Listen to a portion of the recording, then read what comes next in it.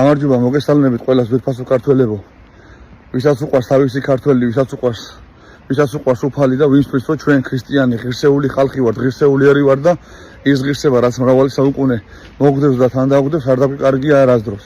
ესე იგი რა ხდება ახლა?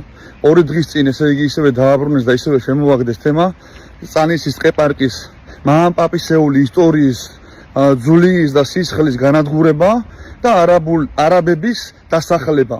პირდაპირ ვიძახი ახლა ვისაც გინდა გულზე მოხვდეთ, ვისაც გინდა გეწყინოთ, ეს არის არაადამიანური, არაკაცული, არავაშკაცული, არაქართული აქციელი.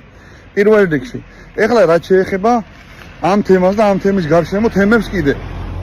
ყველა ჩვენთანგანმა უნდა გამოვხატოთ, რა თქმა უნდა, ჩვენი პროტესტი. ახლა თუ ვიღაცა მეტყვის ეს რა შორიდან ლაპარაკობს და რა შორიდან ტრიკინებს, აქ ჩამოვიდეს თუ მაგარია მე ძალიან ახლო მომავალში ვაპირებ ჩამოსვლას, რა თქმა უნდა, მაგრამ მე სადაც დავრეკე ახლა თელი ჩემი სამეგობრო, თელი ჩემი მეგობრები, თელი ჩემი სანათესაო, რა თქმა უნდა, იქ დადგებიან. მე ახლა არ მინდა სახელი გვარები დავასახელო, მაგრამ საჭირო გახდა ზუსტად ჩემ გამოგზავნილ ხალხს, ვინც შესმაგიროდ კი არ ედგებიან, ვინც ჩამოვლენ და იმ პროტესტს და იმ სამშობლოს სიყვარულს შეუერთდებიან, რომელიც ჩვენ მამაპაპამ ამდენი წლები და ამდენი საუკუნეები თითოეულ ქართველს მოგვიტანა. ხალხო, ეს არის ერეკლეს ნასისხარი მიწა. ამ მიწაზე იბრძოდა ამ დამიწის გარშემო იბრძოდა ჩვენი დიდი მეფე ერეკლე მეორე, პატარა კახი. რომ სწორედ მაგურჯულოებს არ ჩაეგდოთ ეგ მიწა ხელში. ეს აღარ არის ხალხო ნაცკოცობა, ეს აღარ არის არანაირი პოლიტიკა, არანაირი ნაცი და ქოცი ესენი საიდან მოვიდნენ, ვინ არიან, რა ჯიშისანი არიან. კაცი თუ ქართველი ხარ და თუ ოდნავ რაღაც სისხლში გაკ ქართული ოდნავი. მე ვლაპარაკობ რომ ესენი სამშობლო გიყვარს და პატრიოტი ხარ და რაღაცა ოდნავი რაღაც ქართული თუ გაკ. არაბებს რომლებიც სულმალი იქნებიან ჩვენზე მეტი. არავს მოყავს 4 ცოლი და ყავს 10-15 შვილი და ქართველი განადგურდა. აღარა აქვს ქართველს იმის საშუალება რომ ყავდეს თუნდაც 2 და 3 შვილი. აქედან გამომდინარე ხო უნდა ვიაზრონოთ რომ 5 წელიწადში არაბები ჩვენზე მეტი იქნებიან ჩვენ სამშობლოში. და ამიტომ ეხლა სადაც ხდება ესე იგი ეს წერტილოვანი დარტყმა წანისის ტყეპარკზე იმ ფილტვებზე საიდანაც იკვებება წანისის ტყეპარკიდან ქალაქი რუსთავი არის თუ თბილისის გარკვეული მხარი არის ზემო პროვინცია თუ ქვემო პროვინცია თუ სადაც არის ეს ყველაფერი უნდა რომ ესე იგი გაჩეხონ გაანადგურონ წანისის ტყეპარკი თბილისის და რუსთავის ფილტვები და აქ გამრავლდნენ ესე იგი მარტო არაბები აი გაიხსნას აშენდეს არაბული სკოლები არაბული სასწავლებლები აქ იყოს ესე იგი არაბების დასახლება მე უბრალოდ კითხვას უსმენ ყველა იმ შეგნებულ თელაველს ყველა იმ შეგნებულ კახელს და მე ყველა იმ ქართველს რომელიც იზახის ამდენი საუკუნეა რომ ერეკლე მეორე არის პატივსაცემი მეფე და მის სიძღდა მის ზვალს უნდა ვცეთ პატივი მე გეკითხები თქვენ ახლა რომ აი ამ მიწაზე ერეკლეს ნასისხლარ მიწაზე რომელიმე არაბმა უნდა დგას თუ არა ფეხი ძმაო თუ ეხლა ეს მოხდება და თუ ეს ყველაფერი განხორციელდება მარტო რუსთავი კი არ დაკარგავს ქალაქის ფუნქციას და მარტო რუსთავში კი არ იქნებიან მალე მთლიანად მოდებული არაბები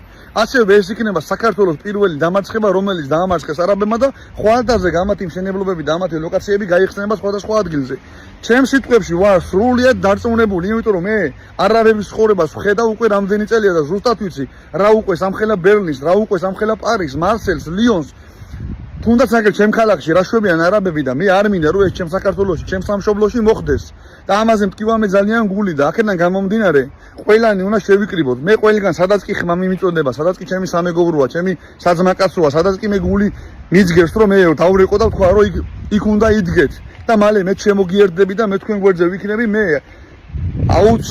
აუცილებლად ყველანაირი პროტესტის ღონეს მიმართავ რომ არ დაიჭრას ჯერ როგორ შეიძლება დაიჭრას ამდენი წითელ წიგნში შესრული ხე-ტყე, რომელიც წანისის ტყეპარკში არის დარგული, იმიტომ რომ ვიღაცა არაბმა იცხოვროს იქ.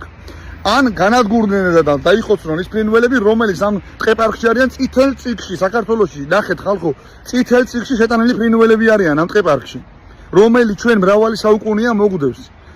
და როგორ შეიძლება რომ ეს ყველაფერი განადგურდეს და მე მინდა მე არ მინდა თავდაბლად მე მინდა როგორც ერთმა გლეხმა კაცმა გლეხმა ადამიანმა რომ ვიძახთი თელი საქართველოს რომ ჩვენმა პატრიარქმა ილია მეორემ რომელსაც მე ძალიან დიდ პატივს ავწევ და ჩემთვის იქნება ყოველთვის პატრიარქი ჩვენმა პატრიარქმა ილია მეორემ დაგვიტოვა ახალი პატრიარქი რომელიც შიო მესამე რომელიც დაასახელა ხო თავის მოსაყდრე და თელი საქართველოს ამას ვიძახით თავის მოსაყდრე დაასახელა მე ახლა მივმართავ ჩემს ვიდეო ბლოგში ერთი გლეხი კაცი პატრიარქსაც როგორც ქრისტიანი ქართველი კაცი რომ როდესაც ილია მეორე გამოდიოდა და იძახდა რომ ქართული მიწის გაყიდვის უფლება არ აქვს არც მეფეს არც თავადს არც პრეზიდენტს და არც მე რატო არ აგრძელდება იგივე საუბარი იმ დედა ეკლესიიდან რომელსაც საუბრობდა პატრიარქი თუ ვიზახდით თელიერი რომ ეს არის პატრიარქის დატოვებული პიროვნება, რატო არ არის ერთი და იგივე აზრები გატარებული და რატო არ გრძელდება პატრიარქის იდეოლოგია, რომ ქართულ მიწას ხელი არავინ არ ახლავს. მე იმედი მაქვს, რომ თელი საპატრიარქო და პატრიარქი დაუდგება ქართველ ხალხს და დაუდგება იმ ძირძველი წინაპრის სისხლსა და ძვალს, საიდანაც თელი საქრისტიანო, საიდანაც თელი ქართველობა მოვდივართ. ეს არ არის მარტო ეხლანდელი 1 და 2 წლის ისტორია, ეს არის კწანისი არის ჩვენი მრავალი წლის ისტორია.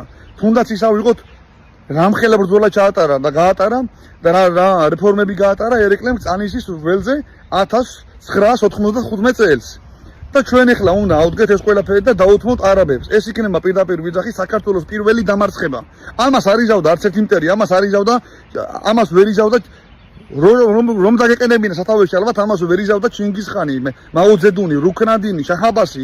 მე არ ვიცი დღეს რაც ახდება, ეს არის პირდაპირ მე კიდევ ვიძახი ეს ნაცია, ქოცია არ მაინტერესებს. საერთოდ არ მაინტერესებიან ერთნი. საქართველოს გაყიდვას რო ეხება საქმე, იქ ჩემთვის ვინც არ უნდა იყოს, ხო?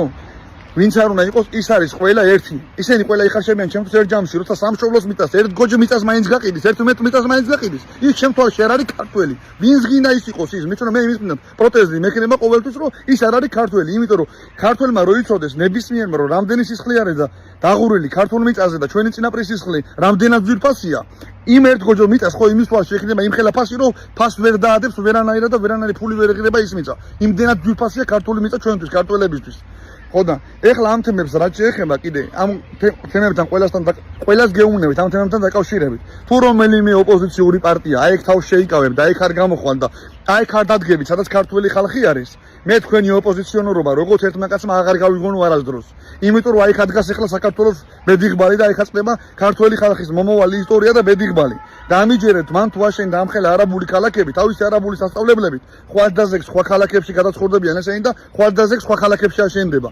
აი ეს იქნება საქართველოს და ქართველი ხალხის ქართული რწმენის პირველი დამარცხება. ყველას გულში გენაცვალეთ, მე იმედი მაქვს, რომ ძალიან მალე ძალიან ბევრი ვიქნებით. რა თქმა უნდა, ჩემი ჩართულით მეც უნდა ჩამოვიდეთ და კიდე ძალიან ბევრი უნდა ჩამოვიდეთ, რომ ესე ყოფნა უბრალოდ აღარ შეიძლება. ამას მარტო საქართველოს მტერი თუ იზავდა, ვინც არ იცის ქართველისთვის რას ნიშნავს ქართული მიწა და მიწა-წყალი. როგორ სადაც ჩვენი მამაპაპა მარხია, სადაც ჩვენი მამაპაპის სისხლია ნაღვრელი, როგორ უნდა იცხოვროს არაბმა, მე კაცურად, ვაჟკაცურად, ქართულად მოგმართავთ ყველა იმ ადამიანს, გინდა პოზიცია იყავით, გინდა ოპოზიცია იყავით. მე ვარ ქართველი კაცი და მე რაღა გავაკეთო ძმაო, თქვენ ახარ და ნაცკოცი ხარ და თქვენ ერთმანეთში კონფლიქტს ეწირება ჩემი სამშობლო ძმაო და ჩემი მიწა-წყალი და მე რა გავაკეთო? თქვენ კონფლიქტს უყურო და თქვენ კონფლიქტს შევწირო მამაპაპის მოტანილი მიწა-წყალი? გამოფხიზდით ძმაო, დადექით იმ ხარეს, სადაც სამშობლო არის და სადაც ქართველი მეფეები არის და სადაც მათი პატივისცემა არის და სადაც მათი სისხლით მოტანილი საქართველო არის ძმაო და მაშინ ყველა ვიქნებით ერთი და აღარ იქნება იქ ორი აზრი რომ უნდა გაიყიდოს თუ არა. თუ რომელიმე ფიქრობთ რომ ეგ უნდა გაიყიდოს არაბებზე, თქვენ არაბებზე მეტი მტერი და სხვა ეროვნებებზე მეტი მტერი ყოფილა ხართ საქართველოსი და ქართველი ხალხისა. ვინც მაგას ფიქრობთ რომ ეს არის კაი პროექტი და უნდა გაიყიდოს არაბებზე ქართული მიწა, თქვენ ქართველები არ ხართ პირდაპირ გეუბნებით. თქვენ ხართ სიდან ჩამოგდებული დემონები, რომლებიც სამშობლოს კიდით ფულზე, თქვენთვის თავარია ფული გქონდეთ და მუცლები, ხორი მუცლები ამოიწყოთ. აი ეგ არის თქვენთვის ქართველობა და მე თუ გინდა მშიერი ვიყო, მაგრამ თავარია ჩემთვის მქონდეს მამაპაპის მიწა-წყალი, რომელიც არ გაიყიდება, რომელიც ჩემი შვილისაა, შვილიშვილისაა და მათი შვილისა და შვილიშვილისაა. ამიტომ ყველამ უნდა გავიაზროთ ეს და ყველამ უნდა დავდგეთ კწანისზე. მე ძალიან ბევრ დაურეკე, ძალიან ბევრი ჩემი საძმოსამეგობრო საახლობლო ყველა დადგება კწანისზე და მე იმედი მაქვს ყველა ღირსეული ქართველი, როგორც იქ იყო ტაძრებში რომ მიდიოდნენ, ყავარჯნებითაც კი რომ მიდიოდნენ, ყველა ღირსეული ქართველი, ვინც არის სამშობლოში, ყველა უნდა დადგეს ერთად და ძალიან მალე ჩვენს აუცილებლად ძალიან მალე შემოგიერთდები და შეგეშველებით სამშობლოს დაცვის იმ დიდ საქმეში, რომელიც ჩვენ მამაპაპას მრავალი საუკუნე უკეთებია და მე დარწმუნებული ვარ, ჩვენი მამაპაპა და ჩვენი დიდი პაპები ერთად იბრძოდნენ ამ სამშობლოსთვის და ვიღაცებს ნუ გადავაყოლებთ ამ სამშობლოს, რომ უფრო მეტი მილიარდები და მილიონები იშოვონ. და ჩვენ გლეხი ხალხი დავიჩაგროთ იმიტომ, რომ სამშობლო გაგვიყიდონ. გბარავდეთ ყველას უფალი, ყველას გენაცვალეთ გულში, ვისაც ამის გააზრება არ გიჭირთ, ვინც გაიაზრებ და ვინც მიხვდებით, რომ სამშობლო ყველასთვის არის ერთი და იმას პარტიულობა არ გააჩნიათ, სამშობლო გიყვარს ადამიანს და კაცს, თუნდაც ქალს. სამშობლო უნდა გიყვარდეს გულში ყველა, სადაც არ უნდა ვიყოთ და როგორც არ უნდა ვიყოთ. ყველას გბარავდეთ უფალი, მიყვარხართ გულში და იოვანოს ქრისტემ და იყოს ნება ქრისტესი და იყოს ნება უფლისა. და მე მჯერას რომ ამ კეთის საქმეში ქართველი ხალხი აუცილებლად გაიმარჯვებს. მე უბრალოდ გულს მტკენს ის რომ წინაპრის ძვლისა და სისხლის დაცვა უწევს ქართულ ხალხს ისევე თავის მთავრობლებიდან და თავმანანთი ხალხისგან. აი ეს არის გულსატკენი. ფარავდეთ უფალი და მე მჯერა რომ ამ საქმეში უფალი გაიმარჯვებს. დიდება უფალს.